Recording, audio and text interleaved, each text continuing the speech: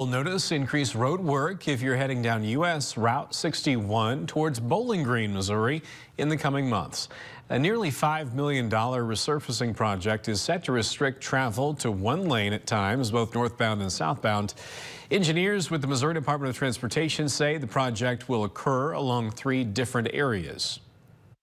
One starts just south of Frankfort.